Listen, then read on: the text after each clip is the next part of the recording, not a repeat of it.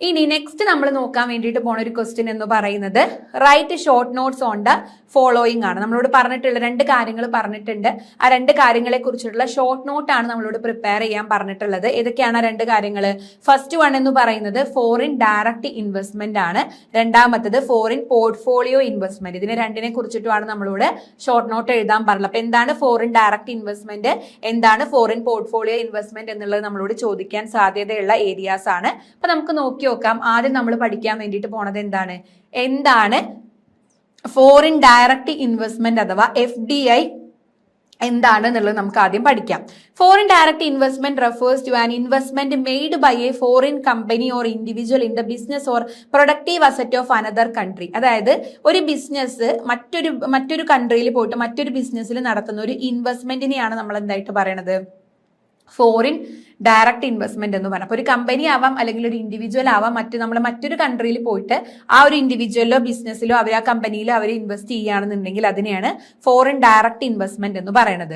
എന്നാൽ foreign portfolio investment എന്ന് പറഞ്ഞു കഴിഞ്ഞാൽ it refers to investment by foreign investors in financial assets such as shares, bond and securities of another country. അപ്പൊ നമ്മളുടെ foreign investors financial അസറ്റുകളായിട്ടുള്ള share, bond, securities മറ്റ് കൺട്രിയിൽ കേട്ടോ, നമ്മുടെ കൺട്രിയിലല്ല, ഫോറിൻ ആണല്ലോ. അപ്പൊ അതുകൊണ്ട് തന്നെ നമ്മളുടെ ഇപ്പോൾ ഇവിടെ ഇന്ത്യയിലുള്ള ആൾക്കാർ മറ്റൊരു കൺട്രിയിലുള്ള ഷെയർസിലോ ബോണ്ടിലോ അല്ലെങ്കിൽ സെക്യൂരിറ്റീസിലോ ഒക്കെ ഇൻവെസ്റ്റ്മെന്റ് നടത്തുകയാണെങ്കിൽ that is called foreign portfolio investment എന്ന് പറയും. അപ്പൊ the investor does not obtain management control over the company.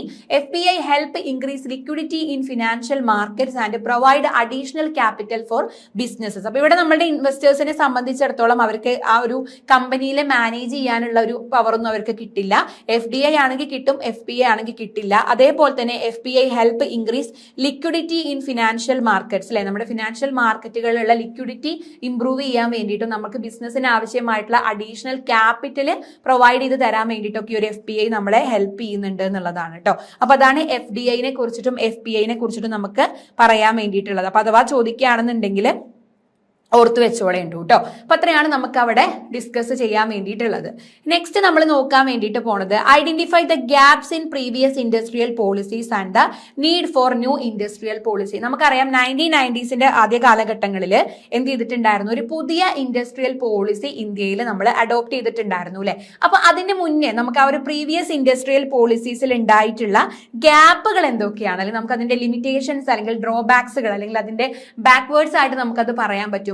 അപ്പൊ അങ്ങനെയുള്ള കാര്യങ്ങൾ എന്തൊക്കെയാണ്, എന്തുകൊണ്ടാണ് നമ്മൾ പുതിയൊരു ഇൻഡസ്ട്രിയൽ പോളിസിയിലോട്ട് വന്നത് എന്നുള്ളതാണ് അവിടെ നോക്കേണ്ടത്. അപ്പൊ നോക്കി നോക്കാം. The industrial policies followed before 1991 focused mainly on government control, licensing and protection of domestic industries അല്ലെ. അപ്പൊ നമ്മളുടെ 1991 മുന്നേ നമ്മൾ ഫോളോ ചെയ്തിരുന്ന ഇൻഡസ്ട്രിയൽ പോളിസീസിലെല്ലാം തന്നെ നമ്മൾ മെയിൻലി ഫോക്കസ് കൊടുത്തിട്ടുണ്ടായിരുന്നത് ഗവൺമെന്റ് കൺട്രോള്, ലൈസൻസിങ്, ഡൊമസ്റ്റിക് ഇൻഡസ്ട്രീസിന്റെ പ്രൊട്ടക്ഷൻ തുടങ്ങിയിട്ടുള്ള കാര്യങ്ങൾക്കായിരുന്നു. എന്നാൽ over time several shortcomings emerged making economic reforms and a new industrial policy necessary. പക്ഷേ കുറച്ച് കാലങ്ങൾക്ക് ശേഷം നമുക്ക് അവിടെ ഒരുപാട് ഷോർട്ട് കമ്മിങ്സുകൾ നമുക്ക് അവിടെ ഉണ്ടാവാൻ തുടങ്ങി, ഒരുപാട് ബുദ്ധിമുട്ടുകൾ ഉണ്ടാവാൻ തുടങ്ങി. അതിന്റെ ഭാഗമായിട്ടാണ് നമ്മൾ എന്ത് ചെയ്യാൻ തുടങ്ങിയത്? ഈ ഒരു പുതിയ ഇൻഡസ്ട്രിയൽ പോളിസിയിലോട്ട് നമ്മൾ വരാൻ വേണ്ടിയിട്ട് തുടങ്ങിയത്. അപ്പൊ എന്തുകൊണ്ടൊക്കെയാണ്, അതിന്റെ കാരണങ്ങൾ എന്തൊക്കെയാണ്, നമ്മളുടെ പ്രീവിയസ് ഇൻഡസ്ട്രിയൽ പോളിസീസിൽ ഉണ്ടായിട്ടുള്ള ഗ്യാപ്പുകൾ അല്ലെങ്കിൽ അതിനകത്ത് വന്നിട്ടുള്ള കാരണങ്ങൾ എന്തൊക്കെയാണ് എന്നുള്ളത് നമുക്ക് ആദ്യം ഡിസ്കസ് ചെയ്യാം. അപ്പൊ അതിലെ ഫസ്റ്റ് ഒരു പോയിന്റ് ആയിട്ട് പറയുന്നത് എക്സസീവ് ഗവൺമെന്റ് കൺട്രോൾ ആണ്. അതായത് industries required licences and approval for most activities leading to delay and inefficiency അല്ലെ. അതായത് പണ്ട് നമ്മൾ ഫോളോ ചെയ്തിരുന്ന ഇൻഡസ്ട്രിയൽ പോളിസീസിൽ ഒരുപാട് ലൈസൻസും കാര്യങ്ങളൊക്കെ ഉണ്ടായിരുന്നു, അപ്രൂവൽ ഒക്കെ വേണം.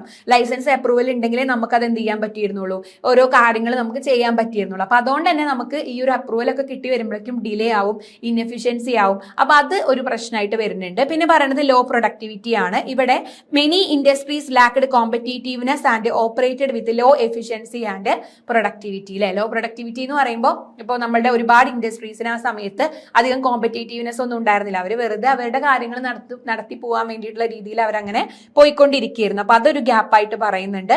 പിന്നെ ലിമിറ്റഡ് കോമ്പറ്റീഷൻ അല്ലെ, protection from foreign competition, reduce the incentive for innovation and quality improvement. അതായത് നമ്മൾ മാത്രമേ ഉള്ളൂ, കോമ്പറ്റീഷൻ വളരെ കുറവാണ്. അപ്പൊ നമ്മൾ എന്ത് ചെയ്താലും നമ്മൾ നിന്നു പോകും, അതായത് നമ്മൾ പുതിയ ഇന്നോവേഷൻ ഒന്നും കൊണ്ടുവരേണ്ട ആവശ്യമില്ല എന്നുള്ളൊരു തോട്ട് അവർക്ക് ഉണ്ടായിരുന്നു. പിന്നെ പറയുന്നത് പുവർ ടെക്നോളജി അഡോപ്ഷൻ ആണ്. അതായത് industries were slow in adopting modern technology due to restrictions on foreign investment and collaboration അല്ലെ. നമുക്കറിയാം ഇപ്പൊ ഈ പഴയ ഇൻഡസ്ട്രിയൽ പോളിസി എന്ന് പറയുമ്പോൾ 1991 മുന്നേ ഉള്ളതാണ്. ഇൻഡസ്ട്രിയൽ പോളിസിയുടെ ഭാഗമായിട്ടാണ് LPG അല്ലെ, ലിബറലൈസേഷൻ, പ്രൈവറ്റൈസേഷൻ, ഗ്ലോബലൈസേഷൻ ഒക്കെ വന്നത് ഈ ഒരു പുതിയ ഇൻഡസ്ട്രിയൽ പോളിസിയുടെ ഭാഗമായിട്ടാണ്. അപ്പൊ അത് വരുന്നതിന് മുന്നേ ആണ് നമുക്ക് അങ്ങനെ ഫോറിനിലോട്ട് ട്രൈഡ് ചെയ്യാനും നമുക്ക് പറ്റിയിരുന്നില്ല. അത് വന്നതിന് ശേഷമാണ് നമ്മൾ നല്ല നല്ല ടെക്നോളജീസ് ഒക്കെ ഉപയോഗിച്ച് തുടങ്ങിയത്. അപ്പൊ അതുകൊണ്ട് തന്നെ ആ ഒരു പുവർ ടെക്നോളജി അഡോപ്ഷൻ നമുക്ക് വന്നിട്ടുള്ള ഒരു പ്രശ്നമാണ്. പിന്നെ ഇൻഎഫിഷ്യന്റ് പബ്ലിക് സെക്ടർ എന്റർപ്രൈസസ് ആണ് പറയുന്നത്. Many public sector unit suffered from losses, over staffing and poor management അല്ലെ. ഒരുപാട് പബ്ലിക് സെക്ടേഴ്സ് യൂണിറ്റുകൾ ലോസുകൾ സഫർ ചെയ്തിരുന്നു.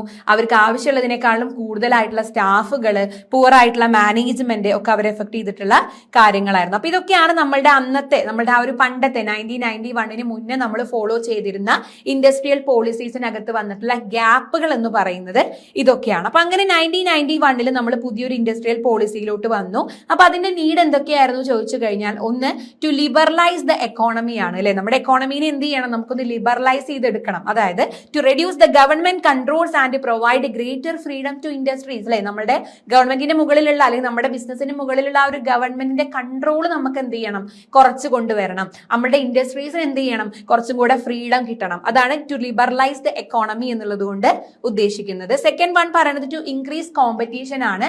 Encourage competition to improve efficiency, quality and productivity. അതേപോലെ തന്നെ നമ്മുടെ കോമ്പറ്റീഷൻ കൂട്ടാൻ വേണ്ടി, കോമ്പറ്റീഷൻ നല്ലതാണ്, കാരണം കോമ്പറ്റീഷൻ ഉണ്ടെങ്കിലേ നമുക്ക് എന്ത് ചെയ്യാൻ പറ്റുള്ളൂ, നമുക്ക് എന്തിനു തോന്നുള്ളൂ, നമ്മുടെ എഫിഷ്യൻസി കൂട്ടാനും നമ്മുടെ ക്വാളിറ്റി കൂട്ടാനും പ്രൊഡക്ടിവിറ്റി കൂട്ടാനും ഒക്കെ നമുക്ക് തോന്നണം എന്നുണ്ടെങ്കിൽ നമുക്ക് എന്ത് വേണം, കോമ്പറ്റീഷൻ വേണം. സോ അതാണ് ടു ഇൻക്രീസ് കോമ്പറ്റീഷൻ എന്നുള്ളത് കൊണ്ട് ഉദ്ദേശിക്കുന്നത്. പിന്നെ പറയുന്നത് ടു അട്രാക്ട് ഫോറിൻ ഇൻവെസ്റ്റ്മെന്റ് ആണ്. ഫോറിൻ ഇൻവെസ്റ്റ്മെന്റുകളെ അട്രാക്ട് ചെയ്യാൻ വേണ്ടിയിട്ട് അല്ലെ. Invite foreign capital, technology and managerial expertise. നമ്മുടെ ഈ ഒരു പുതിയ ഇൻഡസ്ട്രിയൽ പോളിസി വന്നിട്ടില്ലെങ്കിൽ നമ്മൾ ഇപ്പോഴും എന്ത് ചെയ്യില്ലായിരുന്നു, നമ്മളിപ്പോഴും ഫോറിനിലോട്ട് പോയില്ലായിരുന്നു. അപ്പൊ നമുക്ക് ഫോറിൻ ക്യാപിറ്റൽ കിട്ടില്ല, നല്ല ടെക്നോളജീസ് കിട്ടില്ല, മാനേജറിയൽ എക്സ്പെർട്ടൈസ് കിട്ടില്ല.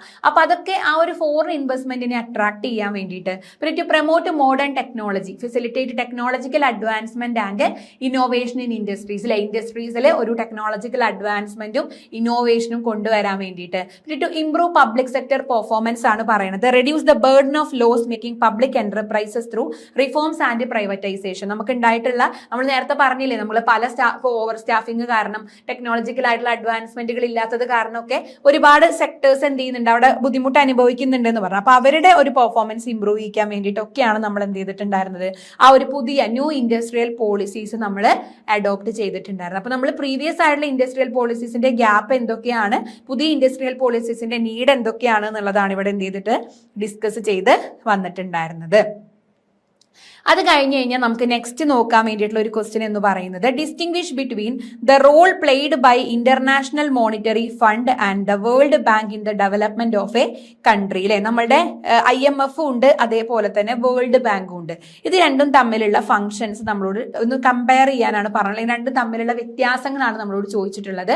അപ്പൊ ഈ ഒരു വ്യത്യാസം പഠിച്ചാലുള്ള ഒരു ഉപകാരം എന്താണെന്ന് വെച്ച് കഴിഞ്ഞാൽ, IMFനെ കുറിച്ചിട്ട് ചോദിച്ചാലും വേൾഡ് ബാങ്കിനെ കുറിച്ചിട്ട് ചോദിച്ചാലും നമുക്ക് എഴുതാൻ വേണ്ടിയിട്ട് സാധിക്കും. അപ്പൊ നമുക്ക് ആദ്യം അതിന്റെ മീനിങ്ങിന്റെ ബേസിൽ തന്നെ തുടങ്ങാം. അപ്പൊ എന്താ IMF എന്ന് പറഞ്ഞു കഴിഞ്ഞാൽ, an international organisation that promote monetary cooperation and financial stability. അപ്പൊ IMF എന്ന് പറഞ്ഞു കഴിഞ്ഞാൽ നമ്മുടെ മോണിറ്ററി കോപ്പറേഷൻ പ്രൊമോട്ട് ചെയ്യാൻ വേണ്ടിയിട്ടും ഫിനാൻഷ്യൽ സ്റ്റെബിലിറ്റി പ്രൊമോട്ട് ചെയ്യാൻ വേണ്ടിയിട്ടുള്ള ഒരു ഇന്റർനാഷണൽ ഓർഗനൈസേഷൻ ആണ് IMF എന്ന് പറയുന്നത്. എന്നാൽ വേൾഡ് ബാങ്ക് എന്ന് പറഞ്ഞു കഴിഞ്ഞാൽ an international institution that provide financial and technical assistance for developmental project അല്ലെ. ഡെവലപ്മെന്റ് പ്രൊജക്ടുകൾക്ക് ആവശ്യമായിട്ടുള്ള ഫിനാൻഷ്യൽ ആയിട്ടുള്ള അസിസ്റ്റൻസുകളും ടെക്നിക്കൽ ആയിട്ടുള്ള അസിസ്റ്റൻസും പ്രൊവൈഡ് ചെയ്യുന്ന ഇന്റർനാഷണൽ ഇൻസ്റ്റിറ്റ്യൂഷൻ ആണ് ഏതെന്ന് പറയുന്നത്, വേൾഡ് ബാങ്ക് എന്ന് പറയുന്നത്. അപ്പൊ അതിന്റെ മെയിൻ ആയിട്ടുള്ള ഒബ്ജക്റ്റീവ് നോക്കുന്ന സമയത്ത് IMFന്റെ ഒബ്ജക്റ്റീവ് എന്ന് പറയുന്നത് to maintain exchange rate stability and solve balance of payment problems ആണ്. അപ്പൊ ഒരു എക്സ്ചേഞ്ച് റേറ്റ് സ്റ്റെബിലിറ്റി മെയിൻറ്റെയിൻ ചെയ്തുകൊണ്ട് നമ്മുടെ balance of payment problems solve ചെയ്യുക എന്നുള്ളതാണ് IMFന്റെ മെയിൻ ആയിട്ടുള്ള ഒബ്ജക്റ്റീവ് എന്ന് പറയുന്നത്. എന്നാൽ വേൾഡ് ബാങ്ക് നമ്മുടെ to promote economic development and reduce poverty, economic development promote ചെയ്തുകൊണ്ട് നമ്മുടെ പോവേർട്ടി റെഡ്യൂസ് ചെയ്യാനായിരിക്കും വേൾഡ് ബാങ്ക് ശ്രമിക്കുന്നുണ്ടാവുക. പിന്നെ അതിൽ എങ്ങനത്തെ ഏത് തരത്തിലുള്ള അസിസ്റ്റൻസ് ആണ് നമുക്ക് പ്രൊവൈഡ് ചെയ്ത് തരണേ എന്നുള്ളതാണ്. IMF ആവുന്ന സമയത്ത് അവർ നമുക്ക് ആവശ്യമായിട്ടുള്ള short term and medium term financial അസിസ്റ്റൻസുകളായിരിക്കും IMF തരുന്നുണ്ടാവുക. എന്നാൽ വേൾഡ് ബാങ്ക് നമുക്ക് തരുന്നത് ലോങ് ടേം ലോണുകളും ഗ്രാന്റുകളുമാണ്. കാരണം അവർ അവിടെ ഫോക്കസ് കൊടുക്കുന്നത് ഡെവലപ്മെന്റൽ പ്രൊജക്ടുകൾക്കാണ്. പിന്നെ പറയണത് എന്താന്ന് വെച്ചാൽ ഫോക്കസ് ഏരിയാസ് ആണ്. ഫോക്കസ് ഏരിയ എന്ന് പറയുമ്പോൾ നമ്മുടെ IMF ഫോക്കസ് ചെയ്യുന്നത് മോണിറ്ററി ആൻഡ് ഫിനാൻഷ്യൽ സ്റ്റെബിലിറ്റി ആണെന്നുണ്ടെങ്കിൽ വേൾഡ് ബാങ്ക് ഫോക്കസ് ചെയ്യുന്നത് എക്കണോമിക് ആൻഡ് സോഷ്യൽ ഡെവലപ്മെന്റിനെയാണ്. പിന്നെ ഇതിനകത്ത് വരുന്ന ബെനിഫിഷ്യറീസ് ആരൊക്കെയാണെന്നുള്ളതാണ് പിന്നീട് ചോദിച്ചിട്ടുള്ളത്. അപ്പൊ ബെനിഫിഷ്യറീസ് നോക്കുന്ന സമയത്ത് IMFന്റെ ബെനിഫിഷ്യറീസ് എന്ന് പറയുന്നത് countries facing financial crisis and balance of payment difficulties ആണ്. അപ്പൊ നമ്മുടെ ഫിനാൻഷ്യൽ ക്രൈസിസ് ഫേസ് ചെയ്യുന്ന കൺട്രീസ്, അതേപോലെ തന്നെ balance of payment difficulties face ചെയ്യുന്ന കൺട്രീസ് ആണ് നമ്മുടെ IMFന്റെ മെയിൻ ആയിട്ടുള്ള ബെനിഫിഷ്യറീസ് എന്ന് പറയുന്നത്. എന്നാൽ വേൾഡ് ബാങ്കിന്റെ ബെനിഫിഷ്യറീസ് എന്ന് പറയുന്നത് developing and under developed countries needing fund for development. നമുക്കിപ്പോൾ പെട്ടെന്ന് ഒരു ഡെവലപ്പിംഗ് ആയിക്കൊണ്ടിരിക്കുന്ന അല്ലെങ്കിൽ അണ്ടർ ഡെവലപ്ഡ് ആയിട്ടുള്ള കൺട്രീസ് ആണ് അവിടുത്തെ ബെനിഫിഷ്യറീസ് എന്ന് പറഞ്ഞത്. അപ്പൊ ഇതൊക്കെയാണ് വേൾഡ് ബാങ്കും അതേപോലെ തന്നെ IMFും തമ്മിലുള്ള മെയിൻ ആയിട്ടുള്ള ഡിഫറൻസസ് എന്ന് പറയുന്നത് കേട്ടോ. അപ്പൊ നമ്മൾ നോക്കുന്നതിനെ കൊണ്ടുള്ള ഒരു ഉപകാരം എന്താന്ന് വെച്ച് കഴിഞ്ഞാൽ നമുക്ക് അതിനെക്കുറിച്ച് രണ്ടിനെ കുറിച്ച് ചോദിച്ചാൽ നമുക്ക് അവിടെ എഴുതാൻ വേണ്ടിയിട്ട് കഴിയും. ഓക്കെ, സോ അത്രയാണ് നമുക്ക് അവിടെ ഡിസ്കസ് ചെയ്യാൻ വേണ്ടിയിട്ടുള്ളത്. നെക്സ്റ്റ് നമ്മൾ നോക്കാൻ വേണ്ടിയിട്ട് പോണ ഒരു ക്വസ്റ്റ്യൻ എന്ന് പറഞ്ഞു കഴിഞ്ഞാൽ what are the most common barriers to foreign trade, explain the measures adopted to reduce barriers to foreign trade. അപ്പൊ നമ്മൾ ഈ ഒരു ഫോറിൻ ട്രേഡുമായിട്ട് റിലേറ്റ് ചെയ്തുകൊണ്ട് നമുക്ക് വരുന്ന മെയിൻ ആയിട്ടുള്ള ബാരിയേഴ്സ് എന്തൊക്കെയാണ്, എങ്ങനെയൊക്കെ നമുക്ക് ഈ ഫോറിൻ ട്രേഡിനകത്തുള്ള ബാരിയേഴ്സ് റെഡ്യൂസ് ചെയ്യാം, എന്തൊക്കെ മെഷേഴ്സ് നമുക്ക് അതിനകത്ത് ഉപയോഗിക്കാം എന്നുള്ളതാണ്. അപ്പൊ നമുക്ക് ആദ്യം എന്താണ് ഫോറിൻ ട്രേഡ് എന്ന് പറഞ്ഞുകൊണ്ട് തന്നെ തുടങ്ങാം. Foreign trade refers to the exchange of goods and services between countries. അല്ലെ, രണ്ട് കൺട്രീസ് തമ്മിലുള്ള ഗുഡ്സ് ആൻഡ് സർവീസസിന്റെ എക്സ്ചേഞ്ച് ആണ് ഫോറിൻ ട്രേഡ് എന്ന് പറയുന്നത്. It help nations earn foreign exchange, access new market and promote economic growth. അപ്പൊ ഇത് നാഷൻസിനെ സംബന്ധിച്ചിടത്തോളം നമ്മുടെ ഫോറിൻ എക്സ്ചേഞ്ച് ഏൺ ചെയ്യാനും പുതിയ മാർക്കറ്റിലോട്ട് ആക്സസ് കിട്ടാനും എക്കണോമിക് ഗ്രോത്ത് പ്രൊമോട്ട് ചെയ്യാനൊക്കെ നമ്മളെ ഹെൽപ്പ് ചെയ്യുന്നുണ്ട്. However international trade is often affected by several barriers that restrict the free flow of goods and services across international boundaries. അപ്പൊ നമുക്ക് ഇങ്ങനെയൊക്കെയാണെന്നുണ്ടെങ്കിലും ഈ ഒരു ഇന്റർനാഷണൽ ട്രേഡിൽ അല്ലെങ്കിൽ ഫോറിൻ ട്രേഡിൽ നമ്മൾ എന്ത് ചെയ്യുന്നുണ്ട്, കുറച്ചധികം പ്രശ്നങ്ങൾ, കോമൺ ആയിട്ടുള്ള ബാരിയേഴ്സ് നമ്മൾ ഫേസ് ചെയ്യുന്നുണ്ട്. അപ്പൊ അതിൽ ഒന്നാമത്തെ ബാരിയർ എന്ന് പറയുന്നത് താരിഫ് ബാരിയേഴ്സ് ആണ്. Tariff barriers refers to taxes or customs duties imposed on imported goods by a government. ഒരു ഗവൺമെന്റ് ഇമ്പോർട്ട് ചെയ്തിട്ടുള്ള ആ ഒരു ഗുഡ്സിനകത്ത് നമ്മൾ എന്താ പറയാ കൂടുതലായിട്ടുള്ള ടാക്സുകൾ അല്ലെങ്കിൽ കസ്റ്റംസ് നമ്മൾ കൂട്ടി വെക്കുമ്പോൾ അത് നമുക്കൊരു പ്രശ്നമാണ്. അപ്പൊ tariff barrier refers to tax അല്ലെങ്കിൽ കസ്റ്റം ഡ്യൂട്ടിയിലെ നമ്മുടെ ഇമ്പോർട്ടഡ് ഗുഡ്സിന്റെ മുകളിൽ ഗവൺമെന്റ് ചുമത്തുന്ന ടാക്സ് ഒരു പ്രശ്നമാണ്. അപ്പൊ ഈ ഒരു ടാക്സ് കാരണം നമ്മുടെ പ്രൈസ്, ഇമ്പോർട്ട് ചെയ്യുന്ന പ്രൊഡക്റ്റിന്റെ പ്രൈസ് ഇൻക്രീസ് ആവുന്നുണ്ട്, നമ്മുടെ ഡൊമസ്റ്റിക് പ്രൊഡക്റ്റുകളെക്കാട്ടിലും അത് കോമ്പറ്റേറ്റീവ്നെസ് കുറയുന്നുണ്ട്. അപ്പൊ അതൊരു പ്രശ്നമാണ്. പിന്നെ താരിഫ് ബാരിയേഴ്സ് അല്ലാത്ത നോൺ താരിഫ് ബാരിയേഴ്സ് എന്ന് പറയുമ്പോൾ അതിനകത്ത് വരുന്നത് നമ്മുടെ ടാക്സ് അല്ലാത്ത കോട്ട എന്ന് പറയുമ്പോൾ നമുക്കിപ്പോൾ ഇത്ര ലിമിറ്റ് ഉണ്ട്, അത്ര ക്വാണ്ടിറ്റി നമുക്ക് ഇങ്ങോട്ട് കൊണ്ടുവരാൻ പറ്റുള്ളൂ എന്നുള്ള രീതിയിലുള്ള പ്രശ്നങ്ങൾ വരുന്നുണ്ട്. പിന്നെ ഇമ്പോർട്ട് കോട്ടാസ് എന്ന് പറയുമ്പോൾ ഇമ്പോർട്ട് ചെയ്യുന്നതിലുള്ള ക്വാണ്ടിറ്റീസിൽ എന്ത് ചെയ്യാറുണ്ട്, അവരൊരു സ്പെസിഫിക് കൺട്രോൾ വെക്കാറുണ്ട്, അതാണ് അവിടെ ഉദ്ദേശിക്കുന്നത്. പിന്നെ വരുന്നത് എക്സ്ചേഞ്ച് കൺട്രോൾ റെസ്ട്രിക്ഷൻസ് ആണ്. അതായത് നമ്മൾ ഫോറിൻ കറൻസീസ് പർച്ചേസ് ചെയ്യാനും യൂസ് ചെയ്യാനും എന്ത് ചെയ്യാറുണ്ട്, ഗവൺമെന്റ് റെഗുലേറ്റ് ചെയ്യാറുണ്ട്, അതിനെ റെഗുലേറ്റ് ചെയ്യാറുണ്ട്. അപ്പൊ അങ്ങനെ ഉള്ള പ്രശ്നങ്ങൾ നമുക്ക് ഡിഫിക്കൽട്ടീസ് ക്രിയേറ്റ് ചെയ്യുന്നുണ്ട്. പിന്നെ പൊളിറ്റിക്കൽ ആൻഡ് ലീഗൽ ആയിട്ടുള്ള ബാരിയേഴ്സ്, അത് വളരെ ഇമ്പോർട്ടന്റ് ആയിട്ടുള്ള ഒരു കാര്യമാണ്. നമ്മുടെ പൊളിറ്റിക്കൽ ഇൻസ്റ്റെബിലിറ്റി, വാറ്, അല്ലെ, ഇപ്പൊ വാറ് മെല്ലെ നടന്നുകൊണ്ടിരിക്കുന്ന ടൈമാണ്. അപ്പൊ അത് ഡിപ്ലോമാറ്റിക് ആയിട്ടുള്ള ടെൻഷൻസ്, ട്രേഡ് സാനിക്ഷൻസ്, ഗവൺമെന്റിന്റെ പോളിസിയിൽ വരുന്ന ഫ്രീക്വന്റ് ആയിട്ടുള്ള ചേഞ്ചുകൾ, ഇതൊക്കെ നമ്മുടെ ഇന്റർനാഷണൽ ട്രേഡിനെ എന്ത് ചെയ്യുന്നുണ്ട്, എഫക്ട് ചെയ്യുന്ന കാര്യങ്ങളാണ്. പിന്നെ cultural and language differences obviously ഉണ്ടാവില്ലേ, നമ്മൾ എഫക്ട് ചെയ്യുന്ന നമ്മൾ പറയുന്ന കാര്യങ്ങൾ എന്ന് പറഞ്ഞു കഴിഞ്ഞാൽ എന്താണ്, നമ്മളിപ്പോ ഒരു കൺട്രിയിൽ മാത്രമല്ല നമ്മൾ എന്ത് ചെയ്യുന്നത്, ഡീൽ ചെയ്ത് പോകുന്നത്, അല്ലെ, നമ്മൾ ഒരുപാട് കൺട്രീസിൽ അവിടെ ഡീൽ ചെയ്യുന്നുണ്ട്. അപ്പൊ അതുകൊണ്ട് തന്നെ അതുകൊണ്ട് തന്നെ നമുക്ക് എന്താണ് കൾച്ചറൽ ആൻഡ് ലാംഗ്വേജ് ആയിട്ടുള്ള ഡിഫറൻസുകൾ അവിടെ ക്രിയേറ്റ് ചെയ്യാനുള്ള ചാൻസസ് ഉണ്ട്. ഇപ്പൊ നമ്മൾ ഒരു കൺട്രിയിൽ തന്നെ നമുക്ക് വേരിയസ് ആയിട്ടുള്ള കസ്റ്റംസും അതേപോലെ തന്നെ ട്രഡീഷൻസും റിലീജിയനും ഒക്കെ വരുന്നുണ്ട്. അപ്പൊ നമ്മളിവിടെ ഇന്റർനാഷണൽ ആയിട്ടാണ് എന്ത് ചെയ്യുന്നത് കാര്യങ്ങൾ ചെയ്യണം. അപ്പൊ ഡിഫറെന്റ് ആയിട്ടുള്ള കൺട്രീസ് അവിടെ എന്ത് ചെയ്തിട്ടുണ്ട്, ഇൻവോൾവ് ചെയ്തിട്ടുണ്ട്. അപ്പൊ അതുകൊണ്ട് തന്നെ അവിടെ ആ ഒരു കൾച്ചറൽ ആൻഡ് ലാംഗ്വേജ് ഡിഫറൻസുകൾ ഉണ്ടാവാം എന്നുള്ളതാണ്. സോ ഇതൊക്കെയാണ് നമ്മളുടെ എന്താണ് ഫോറിൻ ട്രേഡിനകത്ത് വരുന്ന ഇമ്പോർട്ടന്റ് ആയിട്ടുള്ള കോമൺ ബാരിയേഴ്സ് എന്ന് പറയുന്നത്. അപ്പൊ നമുക്ക് എങ്ങനെയൊക്കെ ഈ ഒരു ഫോറിൻ ട്രേഡ് ബാരിയേഴ്സിനെ നമുക്ക് ഓവർകം ചെയ്യാം, ഏതൊക്കെ മെഷേഴ്സ് നമുക്ക് എടുക്കാൻ പറ്റും എന്നുള്ളതാണ്. അപ്പൊ അതിൽ ഒന്നാമത്തെ മെഷർ എന്ന് പറയുന്നത് ട്രേഡ് ലിബറലൈസേഷൻ ആണ്. അതായത് ട്രേഡ് ലിബറലൈസേഷൻ എന്ന് പറയുമ്പോൾ ഇവിടെ government should reduce tariff, quotas and unnecessary restrictions on import and export. അപ്പൊ നമ്മുടെ ഇമ്പോർട്ടിന്റെയും എക്സ്പോർട്ടിന്റെയും മുകളിലുള്ള ആ ഒരു താരിഫുകൾ, കോട്ടാസ്, അൺനെസസറി ആയിട്ടുള്ള റെസ്ട്രിക്ഷൻസ് അതൊക്കെ റെഡ്യൂസ് ചെയ്യുന്നതാണ് ട്രേഡ് ലിബറലൈസേഷൻ എന്ന് പറയുന്നത്. Liberal trade policies encourage international business and increase market opportunities. അപ്പൊ ഈ ലിബറലായിട്ട് നമ്മൾ ഉപയോഗിക്കുന്ന ട്രേഡ് പോളിസീസ് ഇന്റർനാഷണൽ ബിസിനസിനെ എൻകറേജ് ചെയ്യുകയും നമ്മുടെ മാർക്കറ്റ് ഓപ്പർച്യൂണിറ്റീസ് ഇൻക്രീസ് ആവാൻ കാരണമാവുകയൊക്കെ ചെയ്യുന്നുണ്ട്. പിന്നെ വരുന്നത് ഇന്റർനാഷണൽ ട്രേഡ് എഗ്രിമെന്റ്സ് ആണ്. അതായത് countries can enter into bilateral and multilateral trade agreements to reduce trade barriers and promote cooperation. Such agreements facilitate smoother trade relations among nations. അതേപോലെ തന്നെ പിന്നെ വരുന്നൊരു മെഷർ എന്ന് പറഞ്ഞാൽ ഇന്റർനാഷണൽ ട്രേഡ് എഗ്രിമെന്റുകളാണ്. ചില countries എന്ത് ചെയ്യാറുണ്ട്, അവർ ബൈലാറ്ററൽ ട്രേഡ് എഗ്രിമെന്റ്സിലോട്ട് അല്ലെങ്കിൽ മൾട്ടിലാറ്ററൽ ട്രേഡ് എഗ്രിമെന്റ്സിലോട്ടൊക്കെ അവർ എൻ്റർ ചെയ്യാറുണ്ട്. എന്തിനു വേണ്ടിയിട്ട്? ട്രേഡ് ബാരിയേഴ്സ് കുറച്ചുകൊണ്ട് അവരുടെ ആ ഒരു ട്രേഡ് സുഖകരമായിട്ട് നടത്താൻ വേണ്ടിയിട്ട്. അപ്പൊ അതിലൂടെ നമുക്ക് എന്ത് ചെയ്യാം, ഇത് ചെയ്യാൻ പറ്റും, നമുക്കൊന്നും കൂടെ ഇംപ്രൂവ് ചെയ്തെടുക്കാൻ പറ്റും. പിന്നെ പറയുന്നത് സിംപ്ലിഫിക്കേഷൻ ഓഫ് കസ്റ്റം പ്രൊസീജിയേഴ്സ് ആണ്.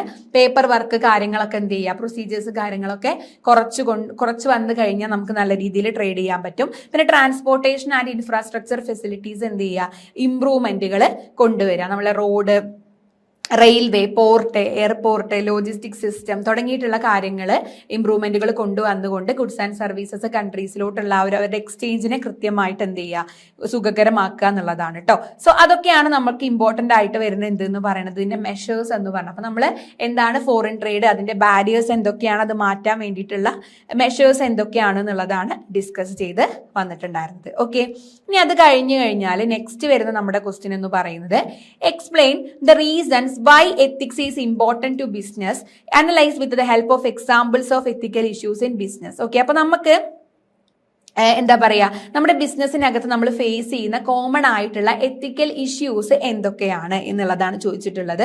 അതേപോലെ തന്നെ നമുക്ക് എത്തിക്സ് എന്ന് പറയുന്നത് എന്തുകൊണ്ടാണ് ഇത്ര ഇമ്പോർട്ടന്റ് ആയിട്ടുള്ളത്, അതിന്റെ ഇമ്പോർട്ടൻസ് എന്തൊക്കെയാണെന്നുള്ളതും ചോദിച്ചിട്ടുണ്ട്. അപ്പൊ നമുക്ക് നോക്കാം എന്താണ് എത്തിക്സ് അല്ലെങ്കിൽ എന്താണ് ബിസിനസ് എത്തിക്സ് എന്നുള്ളത് പറഞ്ഞുകൊണ്ട് തന്നെ നമുക്ക് തുടങ്ങാം.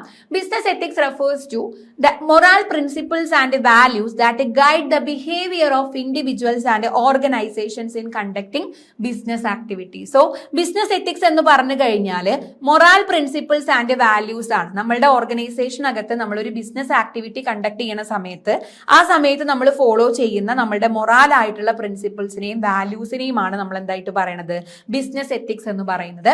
Ethics help businesses distinguish between right and wrong and ensure that operations are conducted in a fair, honest and responsible manner. Okay, അപ്പൊ നമ്മളുടെ ഈ ഒരു എത്തിക്സ് എന്തിനാണ് ബിസിനസിനെ ഹെൽപ്പ് ചെയ്യണേന്ന് ചോദിച്ചു കഴിഞ്ഞാൽ നമ്മളെ സംബന്ധിച്ചിടത്തോളം നമുക്ക് ഏതാണ് റൈറ്റ് ഏതാണ് റോങ് എന്നുള്ളത് നമ്മൾ എന്ത് ചെയ്യണം, കൃത്യമായിട്ട് നമുക്ക് മനസ്സിലാവണം അല്ലെ, ഏതാണ് ശരി ഏതാണ് തെറ്റ് എന്നുള്ള ഒരു ഐഡിയ നമുക്ക് വേണം. സോ അതിന് ഏതാണ് റൈറ്റ് ഏതാണ് റോങ് എന്നുള്ളത് മനസ്സിലാക്കാൻ വേണ്ടിയിട്ട് നമ്മളെ ഹെൽപ്പ് ചെയ്യുന്നുണ്ട്. അതേപോലെ തന്നെ നമ്മൾ എൻഷുർ ചെയ്യണ വേറൊരു കാര്യം എന്താണെന്ന് വെച്ച് കഴിഞ്ഞാൽ കാര്യങ്ങളെല്ലാം തന്നെ കൃത്യമായിട്ട് നടക്കുന്നുണ്ട്, നമ്മളുടെ ഓപ്പറേഷൻസ് എല്ലാം തന്നെ ഹോണസ്റ്റ്ലി ആണ് മുന്നോട്ട് പോയിക്കൊണ്ടിരിക്കുന്നത് എന്നുള്ളത് നമ്മളിവിടെ ഉറപ്പ് നൽകുന്നുണ്ട്. അപ്പൊ in today's competitive environment ethical business practices are essential for long term success and sustainability. അപ്പൊ നമ്മുടെ ഇന്നത്തെ ഈ ഒരു കോമ്പറ്റേറ്റീവ് എൻവയോൺമെന്റിനെ സംബന്ധിച്ചിടത്തോളം നമ്മൾ കൃത്യമായിട്ട് എന്ത് ചെയ്യണം, ബിസിനസ് പ്രാക്ടീസുകൾ നമ്മൾ കൃത്യമായിട്ട് കൊണ്ടുപോവുക എന്നുള്ളത് വളരെ ഇമ്പോർട്ടന്റ് ആയിട്ടുള്ള ഒരു കാര്യമാണ്. എന്നാലേ നമുക്ക് എന്ത് ചെയ്യാൻ പറ്റുള്ളൂ, സക്സസിലോട്ട് എത്താൻ വേണ്ടിയിട്ട് കഴിയുള്ളൂ.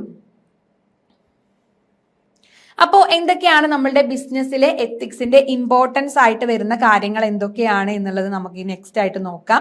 സോ അതിൽ ഒന്നാമത്തെ കാര്യമായിട്ട് പറയണത് എന്താന്ന് വെച്ച് കഴിഞ്ഞാൽ ബിൽഡ് ട്രസ്റ്റ് ആൻഡ് റെപ്യൂട്ടേഷൻ ആണ് നമ്മളുടെ ഫസ്റ്റ് വൺ എന്ന് പറയുന്നത്. എന്താണ്, നമുക്ക് ട്രസ്റ്റ് ആൻഡ് റെപ്യൂട്ടേഷൻ ബിൽഡ് ചെയ്യാൻ വേണ്ടിയിട്ട് എന്ത് ചെയ്യുന്നുണ്ട്, ഇത് ഹെൽപ്പ് ചെയ്യുന്നുണ്ട് എന്നുള്ളതാണ് കേട്ടോ. അപ്പൊ ethical behaviour help business earn the trust of customers, employees, investors and society. അല്ലെ, നമ്മുടെ ബിസിനസ് ഒരു ഗുഡ് ആയിട്ടുള്ള ഒരു എത്തിക്കൽ ബിഹേവിയർ അവർക്ക് ഉണ്ടെന്നുണ്ടെങ്കിൽ അത് നമ്മളുടെ ഓർഗനൈസേഷനകത്ത് നമുക്കൊരു എല്ലാവരെ കുറിച്ചിട്ട് നമുക്കിപ്പോൾ നല്ല എത്തിക്സ് ഫോളോ ചെയ്യുന്ന ബിസിനസ് ആണെന്നുണ്ടെങ്കിൽ കസ്റ്റമേഴ്സിനാണെങ്കിലും എംപ്ലോയീസിനാണെങ്കിലും ഇൻവെസ്റ്റേഴ്സിനാണെങ്കിലും സൊസൈറ്റിക്കാണെങ്കിലും ഒക്കെ ഒരു ട്രസ്റ്റ് അവർ കൊടുക്കുന്നുണ്ടാവും. അപ്പൊ നമുക്ക് അങ്ങനെ ഒരു ട്രസ്റ്റും റെപ്യൂട്ടേഷനും ഇൻക്രീസ് ആവാൻ വേണ്ടിയിട്ട് നമ്മൾ എന്ത് ചെയ്യുന്നുണ്ട്, ഇത് ഹെൽപ്പ് ചെയ്യുന്നുണ്ട് എന്നുള്ളതാണ് കേട്ടോ. പിന്നെ വരുന്നത് എന്താന്ന് വെച്ച് കഴിഞ്ഞാൽ നമ്മളുടെ എൻഹാൻസസ് കസ്റ്റമർ ലൊയാലിറ്റി ആണ് നെക്സ്റ്റ് ആയിട്ട് പറയുന്നത്. Customers prefer to deal with a business that are honest and transparent. Ethical practices increase customer satisfaction and loyalty. അല്ലേ, അതായത് ഇപ്പൊ നമുക്കറിയാം ഏറ്റവും കൂടുതൽ ഹോണസ്റ്റ് ആയിട്ടും ട്രാൻസ്പെറന്റ് ആയിട്ട് ചെയ്യുന്ന ബിസിനസ്സുകളെ ആയിരിക്കും എന്ത് ചെയ്യുന്നുണ്ടാവുക, എപ്പോഴും ബിസിനസ്സുകാർ ഫോളോ ചെയ്യുന്നുണ്ടാവുക. അതായിരിക്കും നമ്മളെപ്പോഴും സപ്പോർട്ട് കൊടുക്കുന്നുണ്ടാവുക. പിന്നെ ഇംപ്രൂവ് എംപ്ലോയി മൊറാലാണ് പറയണത്.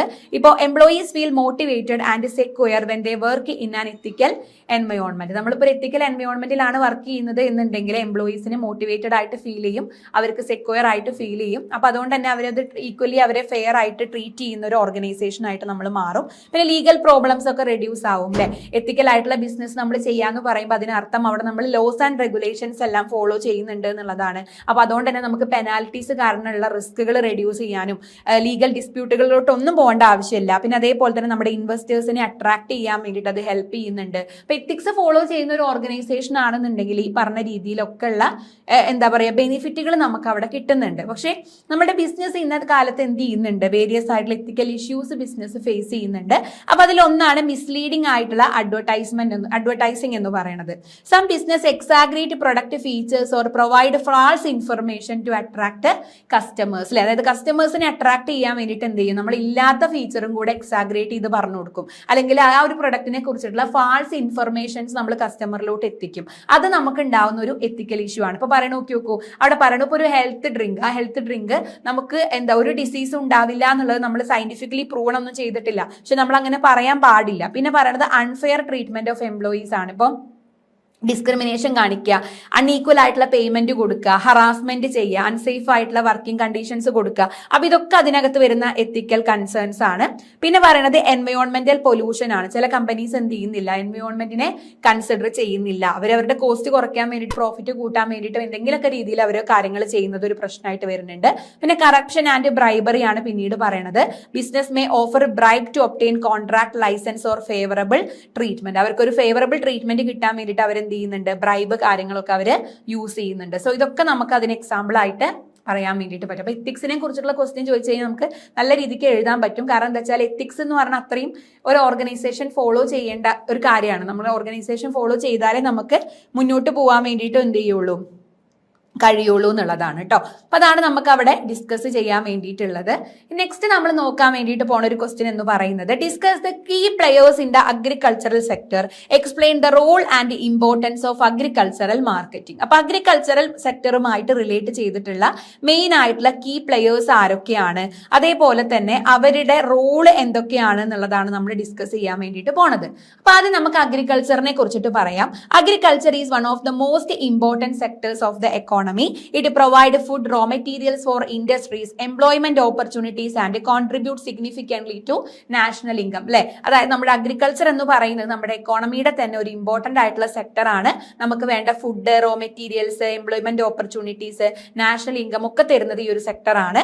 The efficient functioning of the agricultural sector depends on the participation of various stakeholders and an effective agricultural marketing system. അപ്പൊ നമ്മുടെ ഈ ഒരു അഗ്രികൾച്ചർ സെക്ടറിന്റെ എഫിഷ്യന്റ് ആയിട്ടുള്ള ഫംഗ്ഷനിങ് എന്ന് പറയുന്നത് എന്തിനെ ഡിപ്പെൻഡ് ചെയ്തുകൊണ്ടാണ് ഇരിക്കുന്നത്, നമ്മളുടെ ആ ഒരു ഓരോ സ്റ്റേക്ക് ഹോൾഡേഴ്സും എങ്ങനെ ഈ സെക്ടറിനെ പാർട്ടിസിപ്പേറ്റ് ചെയ്യണു എന്നുള്ളതിനെ അടിസ്ഥാനപ്പെടുത്തിയിട്ടായിരിക്കും. അപ്പൊ ആരൊക്കെയാണ് നമ്മളുടെ ഈ ഒരു അഗ്രികൾച്ചറൽ സെക്ടറിനകത്ത് വരുന്ന കീ പ്ലെയേഴ്സ് എന്നുള്ളത് നമുക്ക് ആദ്യം നോക്കാം. ഇപ്പൊ ഫസ്റ്റ് വൺ എന്ന് പറയുന്നത് ആരാണ്, ഫാമേഴ്സ് ആണ് ആദ്യത്തെ ടീം എന്ന് പറയുന്നത്. Farmers are the primary producers in the agricultural sector. They cultivate crops, raise, livestock and purchase agricultural commodities that form form the basis of the food supply chain. അപ്പൊ നമുക്ക് ആദ്യം വരുന്ന നമ്മുടെ അഗ്രികൾച്ചറൽ സെക്ടറിലെ ഫസ്റ്റ് ആയിട്ട് വരുന്ന key player എന്ന് പറയുന്നത് ആരാണ്? ഫാമേഴ്സ് ആണ് അല്ലെ. നമ്മുടെ അഗ്രികൾച്ചറൽ സെക്ടറിൽ തന്നെ പ്രൈമറി പ്രൊഡ്യൂസേഴ്സ് ആണ് ഫാമേഴ്സ് എന്ന് പറയുന്നത്. അവരാണ് ക്രോപ്പുകൾ കൾട്ടിവേറ്റ് ചെയ്യുന്നതും ലൈഫ് സ്റ്റോക്ക് റൈസ് ചെയ്യുന്നതും അഗ്രികൾച്ചറൽ കമ്മോഡിറ്റീസ് പ്രൊഡ്യൂസ് ചെയ്യുന്നതും ഒക്കെ അവരാണ്. സെക്കൻഡ് ടീം എന്ന് പറയുന്നത് ഇൻപുട്ട് സപ്ലയേഴ്സ് ആണ്. അപ്പൊ these include suppliers of seed, fertilisers, pesticides, machinery, അതായത് നമുക്ക് ആവശ്യമായിട്ടുള്ള സാധനങ്ങളായിട്ടുള്ള സീഡുകൾ, വിത്തുകൾ, ഫെർട്ടിലൈസേഴ്സ്, മെഷീനറി അങ്ങനത്തെ കാര്യങ്ങളൊക്കെ കൊണ്ടുവരുന്ന ആൾക്കാരാണ് ഇൻപുട്ട് സപ്ലയേഴ്സ് എന്ന് പറയുന്നത്. പിന്നെ അഗ്രികൾച്ചർ ലേബേഴ്സ് വരുന്നുണ്ട് അല്ലെ, വർക്ക് ഫോഴ്സ്. അപ്പൊ നമ്മൾക്ക് സോയിങ്ങിനും ഇറിഗേഷനും ഹാർവെസ്റ്റിങ്ങിനും പ്രോസസ്സിങ്ങിനൊക്കെ ആവശ്യമായിട്ടുള്ള ലേബേഴ്സ്. അതേപോലെ തന്നെ ഗവൺമെന്റ് ഒരുപാട് രീതിയിൽ എന്ത് ചെയ്യുന്നുണ്ട്? അഗ്രികൾച്ചറിനെ സപ്പോർട്ട് ചെയ്യുന്നുണ്ട്. അവർക്ക് വേണ്ട പോളിസീസും സബ്സിഡീസും മിനിമം സപ്പോർട്ട് പ്രൈസുകളൊക്കെ സെറ്റ് ചെയ്തുകൊണ്ട് ക്രെഡിറ്റ് ഫെസിലിറ്റീസ് ഒക്കെ കൊടുത്തുകൊണ്ടും ക്രോപ്പ് ഇൻഷുറൻസ് കൊടുത്തുകൊണ്ടൊക്കെ ഗവൺമെന്റ് അവരെ സപ്പോർട്ട് ചെയ്യുന്നുണ്ട്. പിന്നെ ഫിനാൻഷ്യൽ ഇൻസ്റ്റിറ്റ്യൂഷൻസ് ആണ് പറയുന്നത്. Bank, cooperative societies, rural financial institutions ഒക്കെ ഈ ഫാമേഴ്സിന് ആവശ്യമായിട്ടുള്ള ക്രെഡിറ്റ് കാര്യങ്ങളൊക്കെ എന്ത് ചെയ്യുന്നുണ്ട്? കൊടുക്കുന്നുണ്ട് കേട്ടോ. അപ്പൊ ഇവരൊക്കെ നമുക്ക് വേരിയസ് ആയിട്ടുള്ള പാർട്ടീസ് ആയിട്ട് പറയാൻ വേണ്ടിയിട്ട് പറ്റും. അപ്പൊ ഇവരൊക്കെ എന്ത് റോളാണ് നമ്മുടെ അഗ്രികൾച്ചറൽ മാർക്കറ്റിംഗിന്, അല്ലെങ്കിൽ നമ്മുടെ ഈ ഒരു അഗ്രികൾച്ചറൽ മാർക്കറ്റിംഗിന്റെ റോൾ ആൻഡ് ഇമ്പോർട്ടൻസ് എന്തൊക്കെയാണ് എന്നുള്ളത് നമുക്ക് നോക്കാം. അപ്പൊ എന്താണ് അഗ്രികൾച്ചർ സെക്ടർ എന്ന് പറഞ്ഞു? ടീമുകൾ ആരൊക്കെയാണ് നമുക്ക് അറിയാവുന്ന ആൾക്കാരൊക്കെ തന്നെയാണ്. ഇനി അവർ എന്ത് ഇമ്പോർട്ടൻസ് ആണ് കൊണ്ടുവരുന്നത് ചോദിച്ചാൽ, ഒന്ന് facilitate sale of agricultural product ആണ്. Agricultural marketing help farmers sell their produce efficiently in local, national and international market അല്ലെ. അതായത് നമ്മുടെ അഗ്രികൾച്ചറൽ പ്രൊഡക്റ്റുകൾ നമുക്ക് ലോക്കൽ മാർക്കറ്റിലും നാഷണൽ മാർക്കറ്റിലും ഇന്റർനാഷണൽ മാർക്കറ്റിലും ഒക്കെ കൊടുക്കണം എന്നുണ്ടെങ്കിൽ ഈ പറഞ്ഞ ആൾക്കാർ വേണ്ടേ. പിന്നെ പറയുന്നത് എൻഷുർ ഫെയർ പ്രൈസസ് ആണ്. It help farmers receive fair prices for their product by reducing exploitation by middle man. നമുക്കറിയാം അഗ്രികൾച്ചർ സെക്ടറിൽ നേരിടുന്ന ഏറ്റവും വലിയൊരു പ്രശ്നം എന്ന് പറഞ്ഞാൽ മിഡിൽ മാന്റെ പ്രശ്നങ്ങളാണ്. അപ്പൊ ആ പ്രശ്നങ്ങൾ സോൾവ് ചെയ്യാൻ നമ്മളെ ഹെൽപ്പ് ചെയ്യുന്നുണ്ട്. പിന്നെ create time and place utility. Marketing ensures that product are available at the right place and right time for consumers. കൺസ്യൂമേഴ്സിന് റൈറ്റ് പ്ലേസിൽ റൈറ്റ് ടൈമിൽ എന്താണ് ഈ പ്രൊഡക്റ്റുകൾ അവൈലബിൾ ആണ് എന്ന് ഉറപ്പ് വരുത്തുന്നത് ഈ ഒരു അഗ്രികൾച്ചറൽ സെക്ടർ ആണ്. പിന്നെ മാർക്കറ്റിനെ കുറിച്ചുള്ള ഇൻഫർമേഷൻസ് കൊടുക്കുന്നുണ്ട്. മാർക്കറ്റിന്റെ പ്രൈസ്, ഡിമാൻഡ് കണ്ടീഷൻസിനെ കുറിച്ചിട്ടും കസ്റ്റമേഴ്സിന്റെ പ്രിഫറൻസിനെ കുറിച്ചിട്ടൊക്കെ ഇൻഫർമേഷൻസ് കൊടുക്കുന്നുണ്ട്. പിന്നെ അഗ്രികൾച്ചറൽ പ്രൊഡക്ഷൻ എന്ത് ചെയ്യുന്നുണ്ട്? പ്രൊമോട്ട് ചെയ്യുന്നുണ്ട് അല്ലെ. ബെറ്റർ പ്രൈസിൽ ഫാമേഴ്സിന് കാര്യങ്ങളൊക്കെ കിട്ടുന്നുണ്ട് എന്നുള്ളത് അവിടെ ഉറപ്പ് വരുത്തുന്നുണ്ട്. സോ അതാണ് നമുക്ക് എന്തായിട്ട് പറയാൻ വേണ്ടിയിട്ടുള്ളത്, ആ ഒരു ക്വസ്റ്റ്യനകത്ത് നമുക്ക് ഡിസ്കസ് ചെയ്യാൻ വേണ്ടിയിട്ട് ഉണ്ടായിരുന്ന കാര്യങ്ങൾ എന്ന് പറയുന്നത്. ഓക്കെ, സോ അതാണ് നമുക്ക് അവിടെ ഡിസ്കസ് ചെയ്യാൻ വേണ്ടിയിട്ടുള്ളത്. നെക്സ്റ്റ് നമുക്ക് വരുന്ന ഒരു ക്വസ്റ്റ്യൻ എന്ന് പറയുന്നത് identify the various critical elements of social environment and the reciprocal relationship between the business and the society. അപ്പൊ നമ്മൾ ഈ ഒരു സോഷ്യൽ എൻവയോൺമെന്റിനെ ഇൻഫ്ലുവൻസ് ചെയ്യുന്ന വേരിയസ് ആയിട്ടുള്ള ഫാക്ടേഴ്സ് ഏതൊക്കെയാണ് എന്നുള്ളതാണ് നമ്മൾ ആദ്യമായിട്ട് പറയാൻ വേണ്ടിയിട്ട് പോണത്. അപ്പോൾ സോഷ്യൽ എൻവയോൺമെന്റ് എന്ന് പറഞ്ഞു കഴിഞ്ഞാൽ നമ്മുടെ സോഷ്യൽ കണ്ടീഷൻസ്, അതുപോലെ തന്നെ വാല്യൂസ്, ബിലീഫ്, ഇതെല്ലാം values, belief, customs, institutions, relationship, അതൊക്കെ നമ്മളുടെ ബിസിനസിന്റെ ആ ഒരു ബിഹേവിയറിനെയും കാര്യങ്ങളൊക്കെ ഇൻഫ്ലുവൻസ് ചെയ്യുന്ന കാര്യങ്ങളാണ്. അപ്പൊ സോഷ്യൽ എൻവയോൺമെന്റിൽ വരുന്ന ഒരു എലമെന്റ് എന്ന് പറയുന്നത് ആറ്റിറ്റ്യൂഡ് ആൻഡ് ബിലീഫ് ആണ്. നമ്മളുടെ ആളുകളുടെ വാല്യൂസ്, ഒപ്പീനിയൻസ്, അവരുടെ ബിലീഫ് ഒക്കെ അവരുടെ ബൈങ് ബിഹേവിയറിനെ ഇൻഫ്ലുവൻസ് ചെയ്യുന്ന ഫാക്ടേഴ്സ് ആണ്. പിന്നെ വരുന്നത് social class and life style ആണ്. അപ്പൊ ഇവിടെ നമ്മൾ സൊസൈറ്റീനെ ഡിഫറെന്റ് ആയിട്ടുള്ള ഇൻകം ഗ്രൂപ്പുകളായിട്ട്, സോഷ്യൽ ഗ്രൂപ്പുകളായിട്ട് ഡിവൈഡ് ചെയ്തിരിക്കുന്നതാണ് സോഷ്യൽ ക്ലാസ് എന്നുള്ളത് കൊണ്ട് ഉദ്ദേശിക്കുന്നത്. പിന്നെ അതേപോലെ തന്നെ ലൈഫ് ചേഞ്ചുകൾ നമ്മുടെ ഡിമാൻഡിനൊക്കെ ഇൻഫ്ലുവൻസ് ചെയ്യുന്ന ഒരു ഫാക്ടറാണ്. അപ്പൊ അത് സോഷ്യൽ എൻവയോൺമെന്റിൽ വരുന്നതാണ്. പിന്നെ നമ്മുടെ പ്രിഫറൻസ് ആൻഡ് സോഷ്യൽ കമ്മ്യൂണിറ്റീസ് അല്ലെ, കൺസ്യൂമേഴ്സിന്റെ പ്രിഫറൻസുകളെ എപ്പോഴും എഫക്ട് ചെയ്യുന്ന ഫാക്ടേഴ്സ് ആണ് നമ്മുടെ family, friends, education, social group എന്നൊക്കെ പറയുന്നത്. അപ്പൊ അതും എന്ത് ചെയ്യുന്നുണ്ട്, നമ്മുടെ ആ ഒരു കൺസ്യൂമർ പ്രിഫറൻസുകൾ, അതേപോലെ തന്നെ നമ്മുടെ പർച്ചേസിംഗ് ഡിസിഷൻസിനെയും കൺസംഷൻ പാറ്റേൺസിനെയൊക്കെ അതും എഫക്ട് ചെയ്യുന്നുണ്ട്. പിന്നെ വരുന്നത് സോഷ്യൽ ഇൻസ്റ്റിറ്റ്യൂഷൻസ് ആണ്. നമ്മുടെ റിലീജിയൻ, എഡ്യൂക്കേഷൻ ഇൻസ്റ്റിറ്റ്യൂഷൻസ്, ഫാമിലി ഒരു എക്സ്റ്റെന്റ് വരെ നമുക്ക് പറയാം, ഗവൺമെന്റ് ഒക്കെ എന്ത് ചെയ്യുന്നുണ്ട്, നമ്മുടെ പർച്ചേസിംഗ് ബിഹേവിയറിനെ ഇൻഫ്ലുവൻസ് ചെയ്യുന്നുണ്ട്.